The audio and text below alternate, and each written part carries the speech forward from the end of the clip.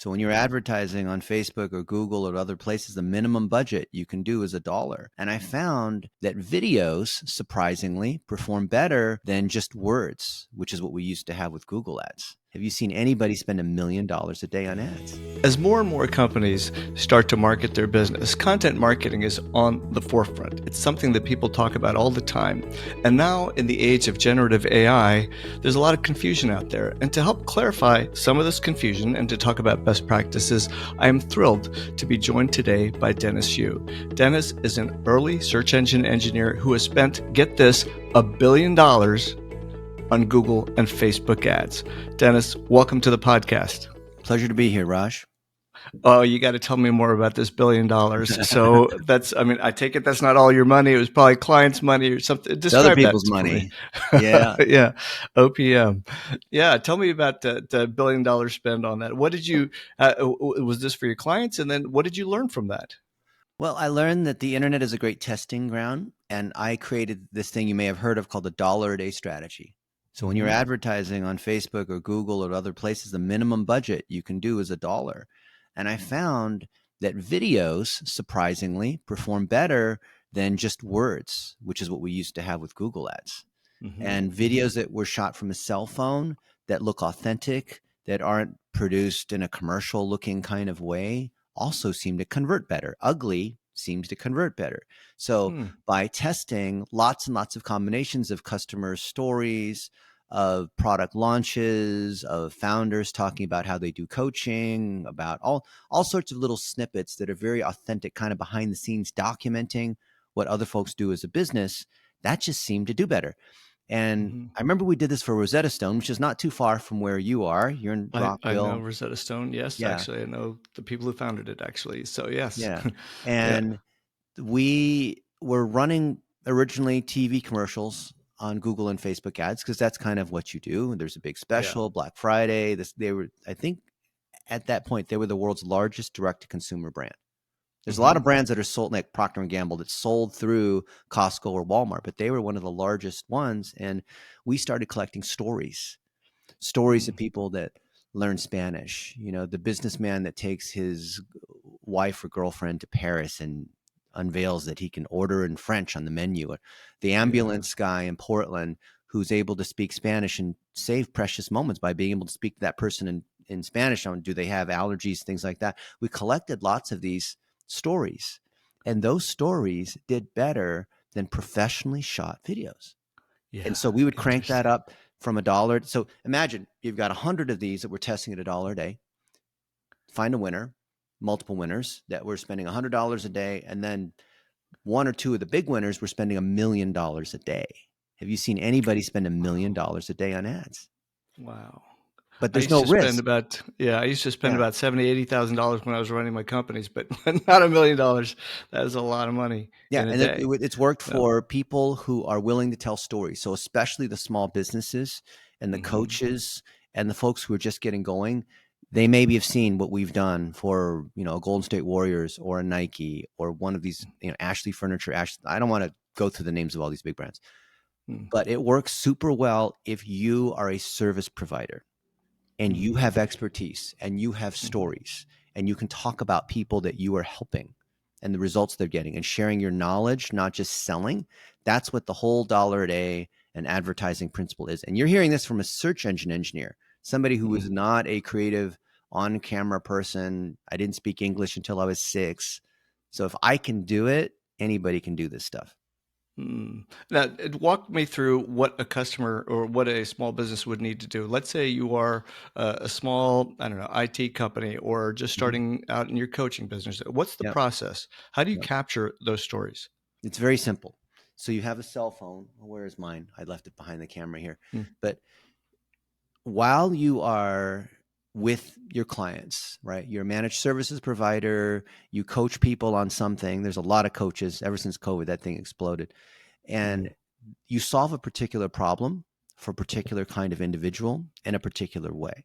And we call that X, Y, and Z. I help X, which is your target, achieve Y, which is the desired end state result, through Z, my 6-step process to be able to overcome diabetes or, whatever it might be. And so when you make content that clearly hits that X, Y, and Z, then it's very clear. It helps Facebook and Google even zero in on exactly who your audience is. So if I'm Dr. Adrian Laura of Celebrating Women's Center in Oxnard, California, and I'm a liposuction doctor and I help other people with weight loss, then she would, in her bio, in her headline, the same headline she would have on her LinkedIn, on her website, on her about page, on her Facebook, she would say, I help individuals lose weight through my 6-step coaching program of, diet and semaglutide and exercise and, whatever it is, right? But it's very clear. So if you make lots of videos, initially you saying it as a one-line elevator pitch, but then with your patients, you can say, today I'm here with Laura, and Laura this is what she's doing, and this is her journey, and Laura, tell everyone. So you're interviewing other people in a guest-like way, podcast-like way, like we have here, and just 1-minute snippets. When you're at a conference, you meet people and you collect these 1-minute stories. When you're at Starbucks in the morning or your local restaurant, you're like, hey, I'm here at such and such, and I order a double espresso in the morning, and this is Sarah, and she's my barista. She's amazing, right? And she's been here 3 years, and she's a single mom, and I love how, she's here. She's one of my favorite people here in Oxnard, California. So you're constantly sending these little signals. One of the things I learned, Raj, which is crazy, because we have the best-selling book on digital marketing right now. TikTok advertising. It's on TikTok. So we just kind of discovered this by accident, but we would make these little 1-minute videos, and we've taught a bunch of people how to make these little 1-minute videos, just like walk and talk videos in your neighborhood, right? With your clients, with other people in your industry. When you take those and you run Spark ads against them, so you can boost your post or you can boost other people's posts. What a surprise. That's what social networks, that's how they make money, right? Right. When you boost those posts, TikTok does facial recognition, and it will target the people that are in the video with you not needing to specify who it is. And when you make videos that are in your neighborhood in front of landmarks or stores or what parks that people recognize, do you think TikTok can recognize that? Very true. I'm sure it can. So why would you want to do walk and talk cell phone videos versus a green screen or some in the studio thing? Yeah, because of the viral effect that you would probably get, because it's using the algorithm to do local targeting and other types of targeting, especially with the facial recognition. Yeah. In the last 3 years, your content now does your targeting for any algorithmically driven network, which is Google, Facebook, TikTok, LinkedIn, not yet Twitter, actually not quite LinkedIn, sort of, but more like YouTube, which is part of Google, Facebook, Instagram's part of Facebook, and TikTok. Like those guys that rely upon some kind of news feed, some kind of algorithm that's figuring out what to show you. And when Amazon and Apple start to actually launch their ads, I figure they're going to do the same thing because they're algorithmically driven based on your, what you buy and what you like to see. If you listen to this song, you watch this movie, you might also want to watch this other movie. That's called a lookalike audience, right? Those are all just driven by people who buy this or look at this are also like want to do this. So in the case of a coach or an IT services provider, if you do, you help small businesses get their Wi-Fi and security going in Rockville, Maryland, then interview these other businesses in Rockville, Maryland. Talk about your favorite places in Rockville, Maryland. Talk about what the issues are to protect yourself against phishing, or how do you have employee security policies, or whatever the issues are, but just as 1-minute videos, one story at a time. Then you run that through the algorithm, you process it, and there's AI tools, which we can talk about, that process this stuff automatically. And then the system basically is a paid amplifier of word of mouth, of reputation. So even if you're small, if you have some level of reputation of people who can talk about you and you can talk about them and you can share your expertise, you don't have to be great on camera. You don't have to have a fancy camera. You just need a cell phone. If you can do that, the algorithm does all the work for you. I think that's so fascinating that this is the reason you're seeing a lot of walk around videos, is if you happen to be in New York City and you're doing a walkabout and you record yourself and it knows which buildings are behind you. There's the Empire State, there's this other building, and it improves your targeting just by that. And everybody's thinking that they actually have to put text in or other types of things, but there's a lot of other stuff going on behind the scenes. People want Yeah. natural. People want authentic. My friend Bob Cargill, he runs the American Marketing Association in Boston, and I don't know how old he is. I don't want to give it away, but he's out walking and talking in Boston, in Yeah. Faneuil Hall and other areas, in downtown. I think Yeah. he's in Sudbury, which is a suburb like 30 minutes outside, and Mm-hmm. he's jogging every day. So as he's out Wow. jogging, he's holding his phone saying, he made one yesterday saying, "Hey, I hope everybody's having an amazing Tuesday. And here's just a thought I wanted to share with you. Like, here's a friend of Mm-hmm. mine, and here's something that I learned from him." And every day he's making a couple of these where he's just sharing one tidbit.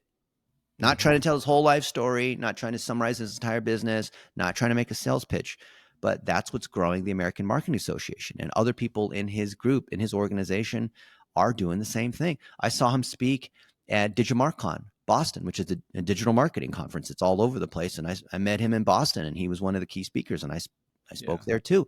And we made 1-minute videos. And guess what? When he made a 1-minute video about me and he posted that to his Facebook and he put it on his podcast, that drove more awareness to me. When he did Interesting. that, of course, I was, honored that he made a 1-minute video using our technique, not like it's some patented secret, like we teach it openly. I was Mm-hmm. I was just so surprised and elated that I shared that to my 1 million followers. Mm-hmm. And then people that know me, but they don't know Bob, they see that, oh, this Bob guy must be a good guy, and vice versa. People that know Bob but don't know me, they see that Bob and I are hanging out in Boston, right? And Mm-hmm. so that's the whole point of digital marketing. It's not that, see, what the noobs do, Raj, is they think social media and digital and Google and all that, these are all ways to attract people brand new, because I just send the AI tool goes out and just spams everybody, and then the cash register rings. What a Mm-hmm. fantasy. Instead, let's take the seed of what's working. Let's take pictures and images, stories of where we're helping our clients, right? You're a coach, you're a services provider, you're an entrepreneur, just getting things going. You're not at scale. Maybe it's just you, but you have some stories. You can take those with your phone. Just little 15-second, 1-minute stories. They don't have to be this Mm-hmm. full dramatic Leonardo DiCaprio Netflix special. Nothing like that. Just you and your phone. Very authentic. Then, as the topic of today's episode, we're using generative AI tools, so many AI tools. You Mm-hmm. put the seed in, then the tools can enhance and edit and process and do all kinds of stuff, so it can become TikToks and tweets and YouTube videos and blog posts and GMB posts and all kinds of other kinds of derivative Mm-hmm. content. You've heard the Mexican food analogy, right, for content? So you go to a Mexican restaurant and they have beans, cheese, rice, beef, lettuce, tomatoes. They can recombine those same ingredients into a taco, an enchilada, a tostada, a chalupa, a burrito, a chimichanga. You know what I mean? So they take the same Exactly. set of Yeah. ingredients, and now how many items are in a Mexican menu's? I mean, how many items on the menu? Right, I 100, mean, when right? you look, yeah, when you go down the list at Chipotle, you can just basically they're not changing the items, but they're making something different on the other side. So how many different kinds of things are there? So this is our approach to social media and digital. And by the way, the people that are trying to be influencers or YouTubers where they make money off of ads or whatever, they're going to yell and claim that they're going to disagree with us. But if you are making money because you sell a service instead of trying to be an influencer, if you're an influencer, do not listen to what we are talking about here. But if you actually have a product or service and you're using the system to drive sales of your product or service instead of trying to make money by having millions of followers, then what you do is you make that content independent of any channel. You're not making Mm-hmm. content for TikTok or Facebook or your blog or YouTube, or no, you make content, these short little snippets. They live on your phone. I can even log in and I can show you how I do it. And we've got tons of VAs that do it too, because I lead by example. And then it gets processed. And that podcast, the Zoom calls that we have with our clients, and we're already doing the work, right? We're just Mm-hmm. all your Zoom calls should be recorded, by the way, just because, Yeah. not for quality and training purposes, but so you can honor your clients and take snippets and ask their permission to use it, which they always say yes. But you take Yeah. those snippets, and then that becomes your Facebook post. That becomes stuff that you run through ChatGPT and Descript and these other tools that become, whatever, Instagram Reels or TikTok. So Mm-hmm. one piece of content, like the Mexican food analogy, can make 50 pieces of content, because you can chop up a podcast like today. We can find 10 little highlights, right? Exactly. And those become tweets. They become Facebook posts. They become LinkedIn's. They become like whatever, right? I love that you're saying this, because this is one of the things that I always teach to my teams, my clients, and I've always professed that, look, if I ask you to write a piece of content for me, I'm going to be waiting 6 months, because nobody likes to sit down and write. They got to do it. It's a little distraction from their day. Then it becomes a bigger distraction. Then it becomes a nag. But if I asked you a question on a specific topic, you would be able to talk about it almost instantaneously with very little prep as a subject matter expert. And I will go to people who are subject matter experts and say, we're going to have a conversation. The only difference is we're going to click the record button. And exactly what you say falls out of it, because we do it in the context of a podcast, which we create snippets and so on. And I think there's this other tool you may be familiar with called Opus Clips that I recently started using. Automatically generates clips for you, and you don't really need to do a lot of thinking. It's not perfect, but it's a new tool, so they're going to be evolving it. And Riverside, the tool that we're using to record this podcast, also generates clips. So there's lots of ways to do this. Let me pivot just a little bit and talk about the context of SEO when we're talking about all of this. So search engine optimization. Google has some pretty clear guidelines about what it considers to be helpful content based on one of their algorithmic updates. And it wants people to be able to look at your content and not have to keep going somewhere else to find more content. That's effectively the definition of helpful content, is do I still need to read more? And so let's talk about the use of generative AI tools like ChatGPT, Jasper, some of these other tools, where people are going in and they're typing it. They're thinking that, oh, now I'm not a great writer. I can just go to one of these tools and create content. But that's actually a false belief. Yes. Because if you give it a generic prompt, you get a middle school answer. The same middle school answer that everybody else is getting. So what should people be doing? What are some of the best ways to use it? What are some of the risks of doing it that way? And what are the ways to mitigate these risks? Okay. So first off, if the goal is to get traffic from search engines are very good at approximating what users are thinking. So it's harder to trick them, even though some of these tricks still work. Now, I built this at Yahoo 25 plus years ago. So my job was to protect the search results from people who are using all kinds of tools to try to trick us, right? So these new generative AI tools you mentioned, Descript or ChatGPT or whatever, even Google's got it through Bard. My next door neighbor, she's the VP at Google and has 450 engineers that are working on this thing.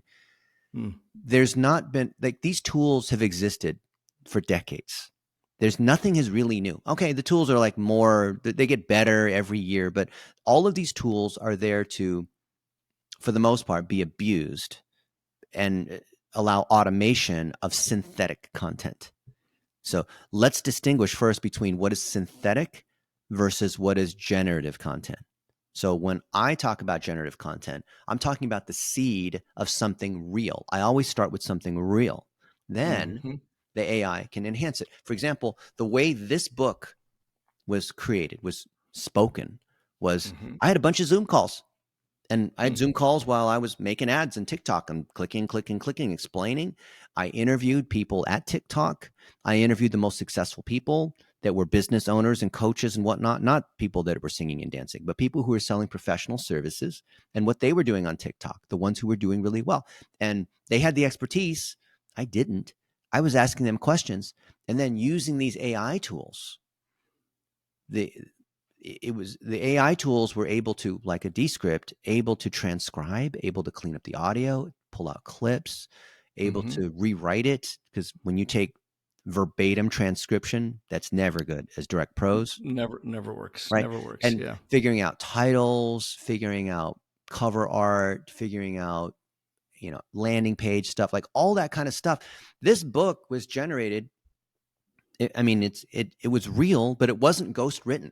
It wasn't like, okay, ChatGPT, write me a book on the definitive guide to TikTok ads and make it 12 chapters. And like, that is synthetic content. When you start from nothing, that's what most people are doing. And that's why these people are unintentional spammers. They're starting from nothing. Props. There's plugins, and then Bard pulls in stuff off the knowledge graph, and we can talk about all that. So, and that will eventually catch up, and more tokens. And okay. But here's the main thing. When you're talking about ranking in search engines and helpful content, that's based upon EEAT. And Correct. Google changed it from EAT to EEAT. And you know what Yeah. the extra E is, right? Experience. It's your Uh, experience as a yeah. person, your experience as a practitioner, as an IT service provider, as a coach providing your services, your actual authentic customers and clients and what they're doing that you can then feed into the generative AI. So this new breed, all these new AI tools that do this and that, there's a lot of hype around them, just like Bitcoin and whatever. But is it really any different than using word processor tools? Is it really any different than other kinds of automation that has been okay? That's why people are surprised when people say, oh, well, Google's going to clamp down on people that are using AI tools. And they're surprised when Google says, no, actually, it's fine. You can use AI tools. We want you to use AI tools if it creates a better user experience, if it actually is helpful. And helpful is a sort of a tricky word, right? Because marketers and business owners and entrepreneurs would like to say their stuff is helpful, but it's not. It's their, they just want to drive sales. If it drives sales, then they think that must be helpful. Well, no, it's not actually helpful to the user. So the experience that you have, demonstrating your experience and delivering a result. Remember, we said XYZ. I help this particular kind of person in this situation drive this particular kind of result via this kind of technique. If you are super clear, you niche down in exactly who you serve and how you serve, and you don't serve everybody with every kind of issue, right? You really, really niche down, then generative AI can help you process that further more efficiently, like an expert coach advisor. Like that's the coach of coaches, what I think of ChatGPT, or these tools that you can have a conversation with. I did an interview on my podcast with Leanna Ling, who's the founder of AdSkills. And she's been teaching a lot of people how to use these AI tools to generate content using smart prompts. But Mm-hmm. it's not a secret list of 10 prompts that you need to use. Just like being a great podcast host. If you're a great podcast host, so I think this is your 40th one or so, you said, then you know how to listen very carefully to the guest and make sure that aligns with the audience that you have in your mission of helping 250 entrepreneurs become millionaires. You're listening for that alignment there. And we're adjusting this podcast based on things that I say and things that you say. So it's a dynamic conversation.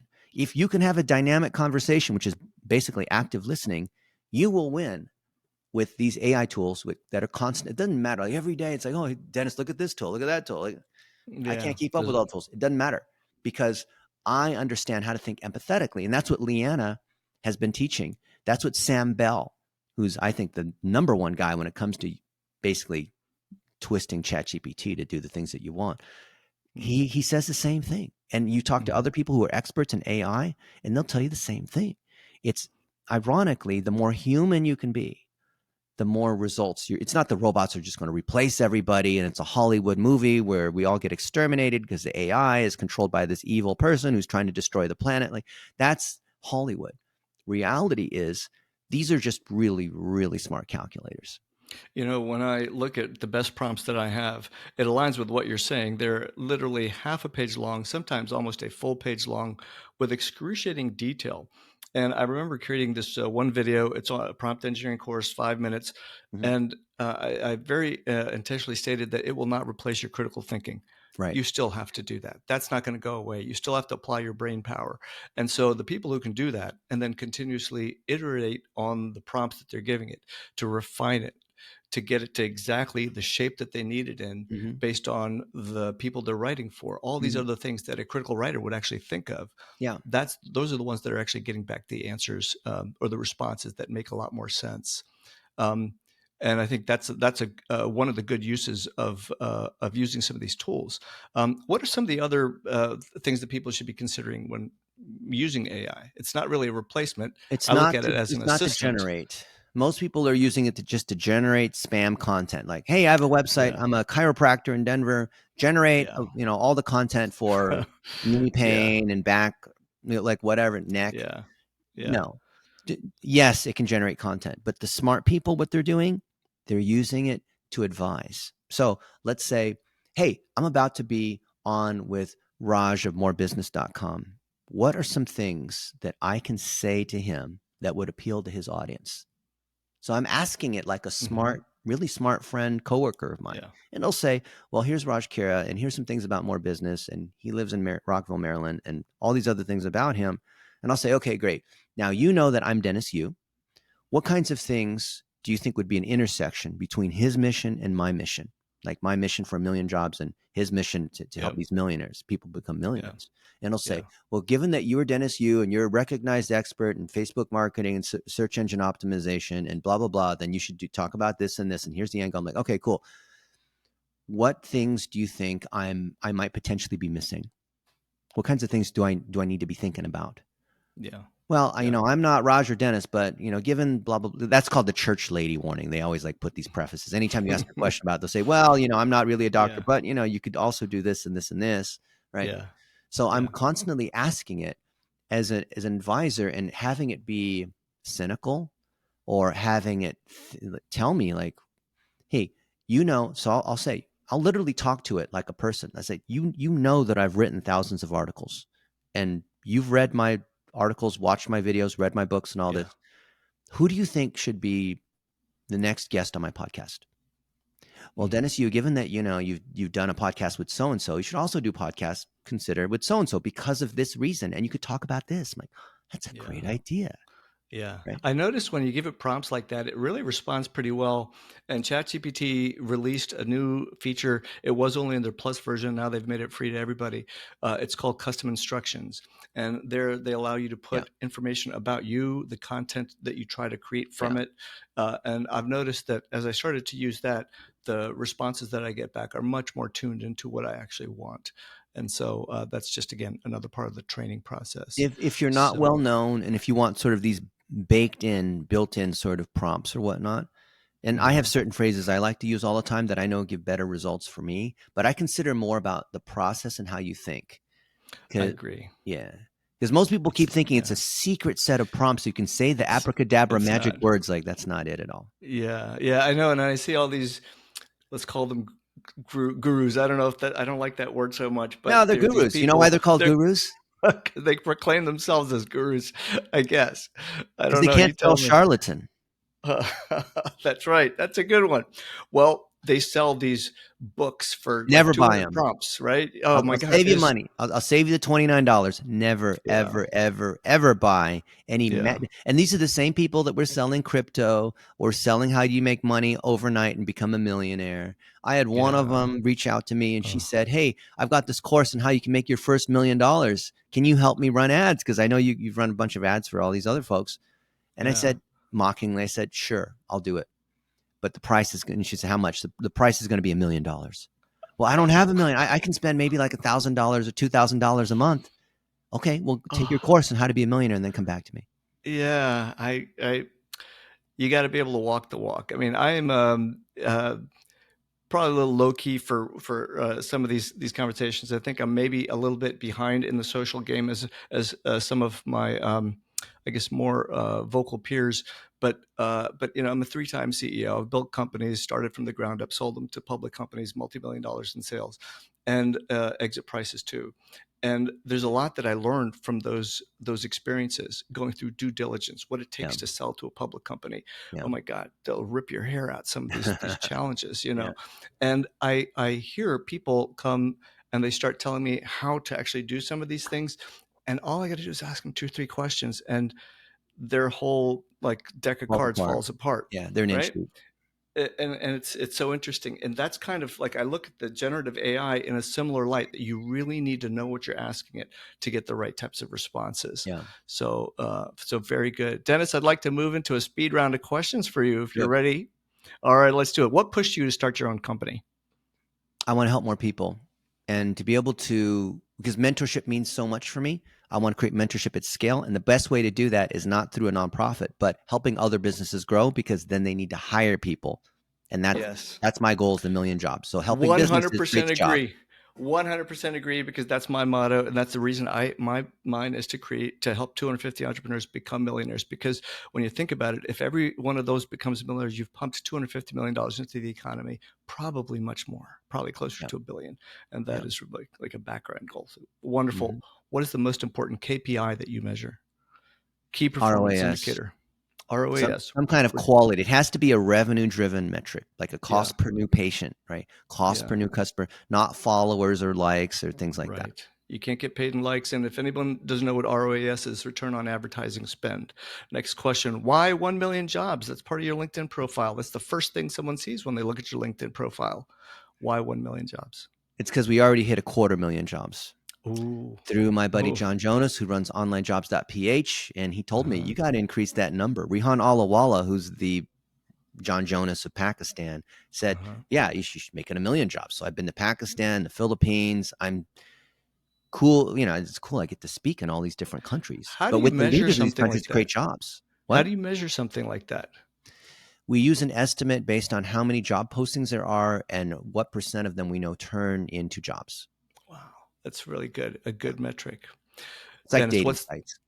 okay. What is the book that most impacted your life? Principles by Ray Dalio, because it teaches you how to think and get around your blind spots. Okay. Do you have a morning ritual, a morning routine? If so, what is it? I drink a gallon of water and I exercise. I like to exercise before I eat. I also spend just a few minutes in meditation or in thinking, because once you open your phone and then the day's begun and you can't really think, and that quality time, that first 20-30 minutes is critical to set the day. Yeah. You know, a friend of mine, Larry Robertson, wrote a book called A Deliberate Pause. And it's about that. You got to pause to actually have progress. What is your best advice for a 25-year-old for career happiness?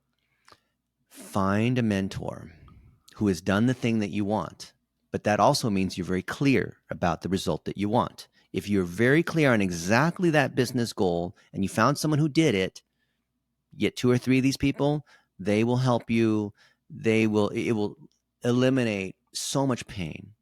I wish I had this sort of knowledge back then, but I was young. I thought I knew everything. But a mentor who has done the thing that you want is the credible one, not other random people, not your mom who loves you, but people who have achieved the thing that you want. They are credible.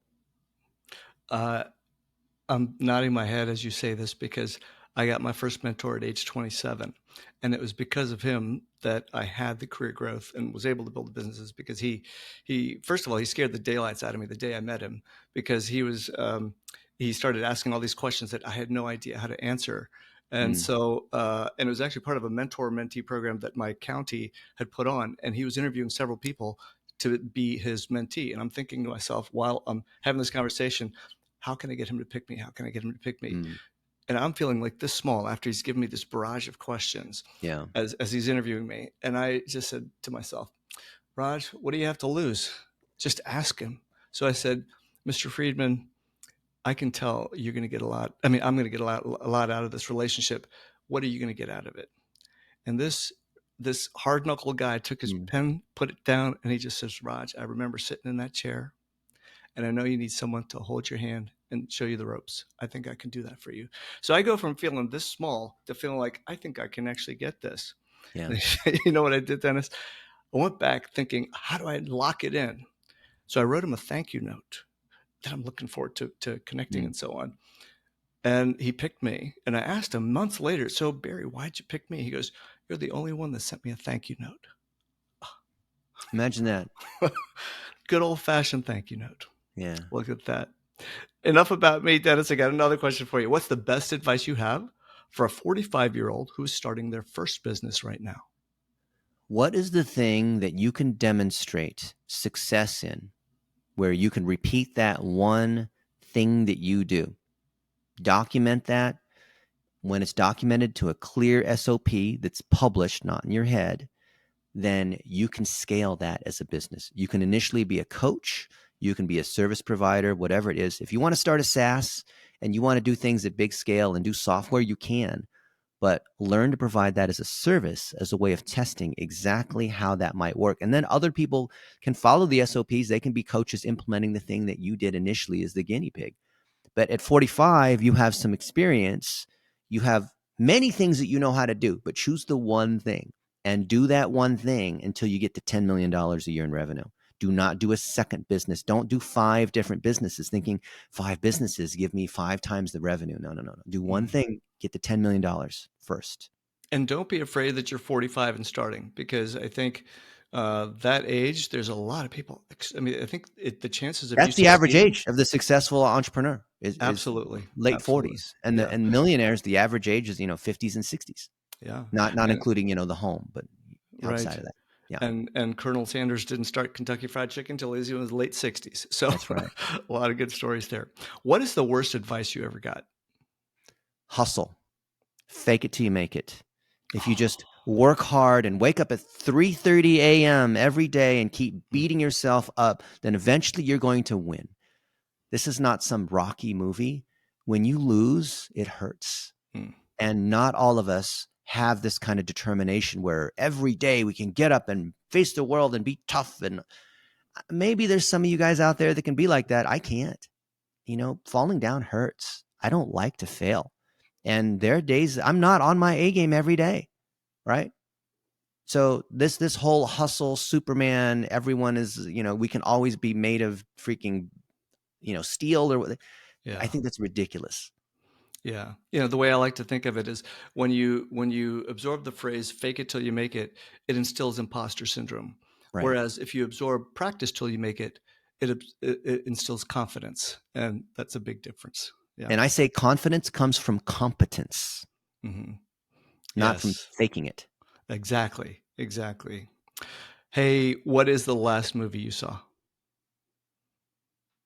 I saw The Sound of Freedom Sound of Freedom. 3 weeks ago. And that was Okay. riveting. Yeah, put on by Angel Studios, talking about child trafficking. I didn't realize how big it was and how Wow. prevalent it was.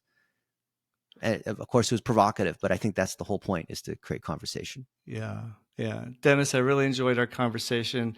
A lot of alignment between the way I work and the way you work, and I love what you're teaching. How can people reach you? They can Google me. And when they Google me, they'll see a full Yeah. knowledge panel show up. Uh-huh. And whatever channel, whatever, books, videos, Twitter, LinkedIn, TikTok, it's all there. Happy to connect with people, happy to answer questions. I put all my knowledge out there for free. I love it. Dennis, thank you so much. And if you are not following Dennis Yu, I strongly recommend it. Thank you for joining us today. Thank you, Raj.